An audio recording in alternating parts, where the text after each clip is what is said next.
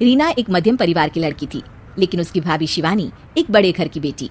शिवानी की शादी अभिषेक से लव मैरिज थी। अरे भाभी, ये कितना अच्छा सूट पहना है आपने, काश ऐसा मैं भी पहन पाती। अरे क्यों नहीं रीना, वैसे भी तुम्हारा और मेरा नाम तो एक ही है, जब मन करे पहन लेना। भाभी, आपको आपके पापा ने कितने अच्छे कपड़े गहने दिए हैं।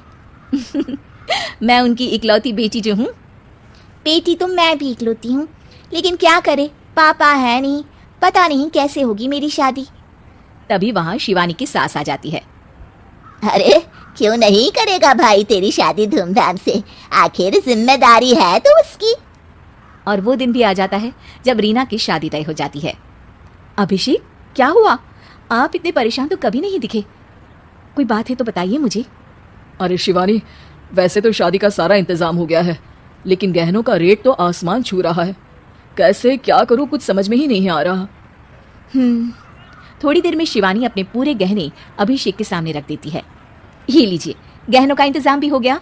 अरे नहीं नहीं शिवानी, मैं ये गहने किसी हालत में भी नहीं ले सकता। ये तुम्हारे पिता ने तुम्हें दिया था, और तुम हो कि। तभी वहाँ सास आ जाती है। अरे तो क्या हुआ, इसकी तो हो गई ना शादी, अब किसे दिखाने हैं इसने गहने। सास गहनों का डिब्बा शिवानी के हाथ से लेकर वहां से चली जाती है। रीना की शादी धूमधाम से होती है और अब वो बड़े घर की बहू बन जाती है। वहीं रीना की शादी के बाद शिवानी और अभिषेक उसकी शादी के कर्जों से डूब जाते हैं। मैं सोच रही हूँ नौकरी करनी शुरू कर दूँ, वैसे भी पढ़ी लिखी हूँ, आपकी थोड़ी मदद भी हो जाएगी। वैसे शिवानी, कुछ दिन कर लो तो अच्छा ही होगा, क्योंकि ज़रूरत भी है। अब शिवानी भी नौकरी करने लगती है और घर खर्चे में अभिषेक का हाथ बटाती है। एक दिन शिवानी, रीना का फोन आया था, कह रही थी कि आने वाले त्योहार में उसके ससुराल जाना है। ठीक है माँ।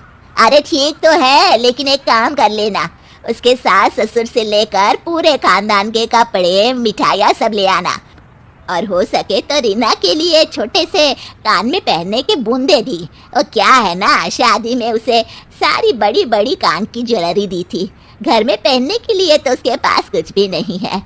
शिवानी सोच में पड़ जाती है कि वो क्या करे, क्योंकि कर्जों और घर के खर्चों के बाद तो पैसे बचते ही नहीं थे।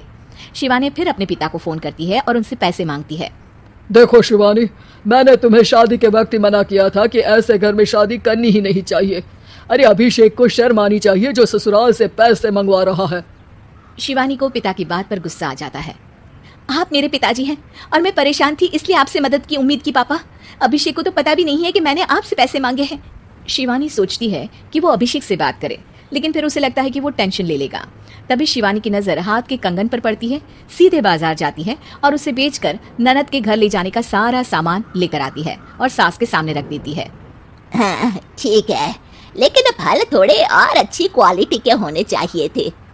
शिवानी कुछ नहीं कहती, वहां से चली जाती है। एक दिन शिवानी, रीना का फोन आया था, बहुत रो रही थी।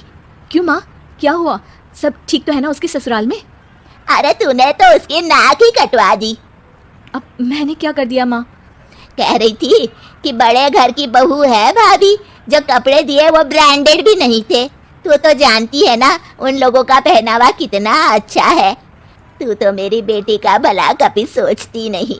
हाय भगवान, अरे बड़े घर की बहू है, इसी बात की जलन है ना तुझे, लेकिन याद रख मेरी बेटी का सोचने के लिए भगवान है, तुम लोग कभी उसका बुरा नहीं कर पाओगे। अब शिवानी के मन में सवाल था कि क्या ईश्वर सिर्फ रीना के साथ है, उसके साथ नहीं? लेकिन उसे सुकून था कि वो अभिषेक के साथ उसकी जिम्मेदारियों को निभाने में बराबरी की हकदार है। शिवानी वहां से चली जाती है। वो सास से कुछ नहीं कहती, क्योंकि अमीर घर की बहू बनकर रीना को भले ही सुकून ना हो, लेकिन गरीब घर की बहू बनकर शिवानी खुश है, क्योंकि खुशी पैसों से नहीं परिस्थितियों पर निर्भर करती है।